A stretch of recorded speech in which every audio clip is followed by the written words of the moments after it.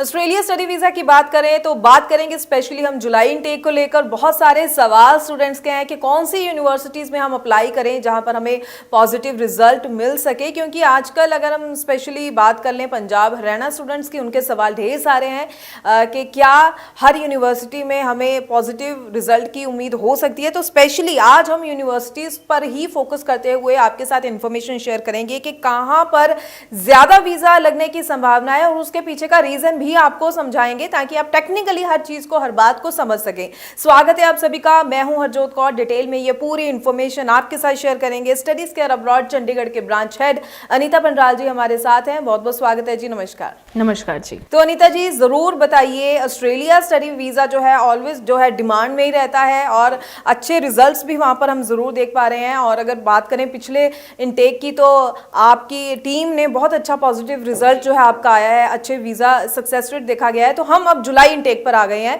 Students apply करने। Universities को लेकर जरूर स्टूडेंट्स को क्लैरिटी दीजिए, कहां अप्लाई करना चाहिए जहां पर पॉजिटिव रिजल्ट्स की उम्मीद की जा सकती है। तो मैम अगर हम बात करें ऑस्ट्रेलिया भी अब धीरे धीरे सीट्स अवेलेबिलिटी वाली जो चीज़ में है वो आ रहा है। बिकॉज पहले ये होता था कि कनाडा और में भी कई बार यूके में भी ऐसा रहा है कि सीट अवेलेबिलिटी है तो स्टूडेंट को एडमिशन मिलेगी या वीज़ा मिलेगा। लेकिन अभी हाल ही में ऑस्ट्रेलिया में एक चेंज देखने को मिला था, जिसमें कि पहले था न्यूज़ में कि इंटरनेशनल कैपिंग आएगी, जो कि हालांकि कुछ टाइम के लिए अभी होल्ड पे है।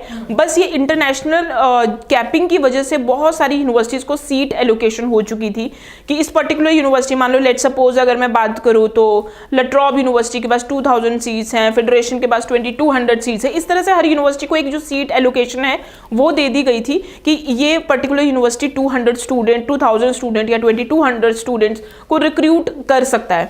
सो इसी के चलते चलते अभी रिसेंटली एक चेंज जरूर देखने को मिला है। पहले जो यूनिवर्सिटीज, ऑस्ट्रेलिया यूनिवर्सिटीज, वो ग्रुप 8, लेवल 1, लेवल 2 और लेवल 3 इन 4 कैटेगरी में बंटी हुई थी। लेकिन हाल ही में जो लेवल 3 की यूनिवर्सिटीज़ हैं उनकी रैंकिंग ऊपर होते हुए देखने को मिली है और now they are in the level 2 list. So अभी लेवल 3 में कोई भी यूनिवर्सिटी ने, now the universities are available group 8, level 1 and level 2। तो ये 3 कैटेगरी है, इन 3 कैटेगरी में स्टूडेंट्स अप्लाई करेंगे। सो पहले जो वीज़ाज आते थे वो आपके जो लेवल को देख के, लेवल को एनालाइज करके कि अगर किसी स्टूडेंट ने लेवल 1 में या ग्रुप 8 यूनिवर्सिटी में अप्लाई किया तो उसके वीज़ा के चांसेस उतने अच्छे होंगे। लेकिन यहाँ पे भी एक चेंज देखने को मिला है फ्रॉम द जनवरी 2025 कि यानी कि किसी ने भी अगर जनवरी 2025 के बाद जो भी अप्लाई कर रहे हैं उनके लिए ये है कि सीट अवेलेबिलिटी पे लेवल को नहीं देखा जाएगा, यूनिवर्सिटी की सीट अवेलेबिलिटी देखी जाएगी। कि लेट सपोज अगर किसी लट्रॉब यूनिवर्सिटी में 2000 सीट्स हैं और ऑलरेडी उनके पास वेकेंट है 1000 सीट्स हैं तो उनके वीज़ा के जो चांसेस है बहुत अच्छे हैं। बट अगर किसी यूनिवर्सिटी को सीट्स ही 500 to 600 एलोकेट हुई है और उनके पास सीट्स की कैपेसिटी बहुत कम है तो ऐसा भी हो सकता है कि students can face the refusals. So इस चीज़ में एक ट्रिक बिल्कुल काम करती है कि फर्स्ट कम फर्स्ट सर्व। जो स्टूडेंट पहले एप्लीकेशन करेगा, वीज़ा फाइल लॉन्च करेगा, उसके वीज़ा के चांसेस बहुत अच्छे होंगे। सो इस चीज़ में जुलाई इनटेक स्टार्ट हो चुका है। बहुत अच्छी यूनिवर्सिटीज़ हैं, कुछ यूनिवर्सिटीज़ ऐसी भी हैं जो कि ग्रुप 8 के अंडर है, लेवल 1 के अंडर है, या फिर मैं ये बोल सकती हूँ कि हाई रैंक्ड यूनिवर्सिटी है। They have started their admissions. अब मैं यहाँ पे आपको ये चीज़ बताना चाहूँगी, कुछ 4-5 टॉप नॉच यूनिवर्सिटीज़ के नाम बताऊँगी कि अगर आप इन यूनिवर्सिटी में अप्लाई करते हैं देन द मेजर चांसेस कि you can get the auto grant visa और maybe you can get the visa within 7 to 8 days. क्योंकि हमने ये पिछले कुछ दिनों में देखा है स्पेसिफिकली इन यूनिवर्सिटीज़ के लिए जो वीज़ाज़ हैं वो बहुत जल्दी आए हैं। जैसे कि मैं आपको बताती हूँ मोनाश university is in level is in group 8 के अंडर है।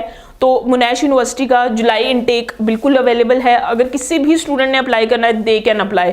We can get a directly unconditional offer letter, but उससे पहले हमें स्टूडेंट के फंड्स एंड इनकम जानना बहुत ज़्यादा ज़रूरी है। तो अगर आप टारगेट कर रहे हैं you can apply in मोनाश university. दूसरी जो यूनिवर्सिटी है UTS, university of technology Sydney, ये यूनिवर्सिटी बहुत हाई रैंक्ड यूनिवर्सिटी और इनके पास बहुत अच्छे variety of the courses, technical courses हैं। तो इनका जो प्रोसेस है दूसरी यूनिवर्सिटी से थोड़ा सा डिफरेंट प्रोसेस है। लेकिन यहाँ पे किसी स्टूडेंट की COE आई है, वीज़ा फाइल लॉन्च करी है, तो अभी तक हमने जितने भी वीज़ाज़ देखे हैं 5 to 7 डेज में उनके जो वीज़ाज़ हैं वो आए हैं। और UTS is also available in July intake, you can apply your application.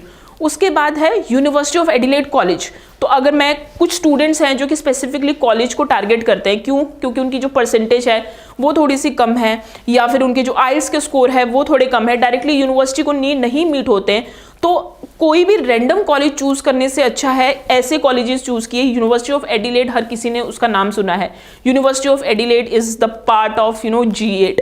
तो अगर आप यूनिवर्सिटी ऑफ एडिलेड कॉलेज में अप्लाई करते हैं, again visa chances would be superb.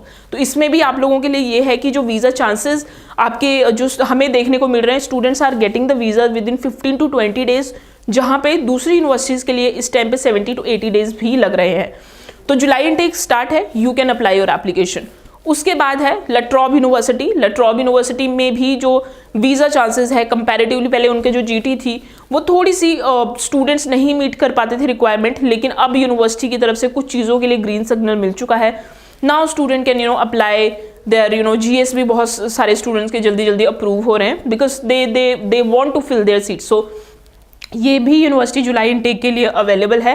And उसके बाद last but not the least, CDU। कुछ स्टूडेंट हैं जो कि रीजनल एरिया को फोकस करना चाहते हैं, तो CDU stand for Charles Darwin university. So आपको इसके नाम से ही पता चल गया होगा कि Darwin that is in regional area. तो अगर आप रीजनल एरिया को फोकस कर रहे हैं तो आप CDU को ज़रूर फोकस कर सकते हैं।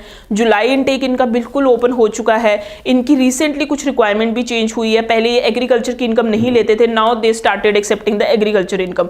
उससे पहले ये था कि ITR पे 2 से 3 साल पुरानी ITR होनी चाहिए, but now they are considering, अगर स्टूडेंट के पेरेंट्स की इनकम बहुत अच्छी है तो they are considering the fresh ITR as well, but जो वो रहेगा वो केस ऑन केस रहेगा। तो आपके पास 4 से 5 यूनिवर्सिटीज़ ऐसी हैं जिनमें वीज़ा चांसेस अच्छे हैं, बिकॉज ऑस्ट्रेलिया में वीज़ाज तो आ रहे हैं, there is no problem at all, लेकिन Australian high commission is taking time to approve the visa. तो ऐसे में ऐसी यूनिवर्सिटी चूज करो जहाँ पे आपके जो वीज़ा चांसेस तो हो ही, बट वीज़ा चांसेस कंपैरेटिवली जल्दी आ जाए आपका visa, so that you can plan out your things accordingly. And these all universities are open for the July 25 intake. तो बिल्कुल बहुत ही बढ़िया ढंग से समझाया है अनीता जी ने आप सभी को यूनिवर्सिटीज़ को लेकर, किन किन यूनिवर्सिटीज़ के साथ आप आगे चल सकते हैं और जहाँ पर हम अच्छा पॉजिटिव सक्सेस रेट मान सकते हैं। तो ज़रूर आप अपनी एक बार प्रोफाइल की असेसमेंट ज़रूर करवा लें। स्टडीज़ केयर अब्रॉड चंडीगढ़ के ऑफिस आप विजिट कर सकते हैं, अपने डॉक्यूमेंट ज़रूर लेकर आइएगा ताकि असेसमेंट की जाए राइट ऑप्शन और सही यूनिवर्सिटी में आप एडमिशन लें सही कोर्सेज के साथ।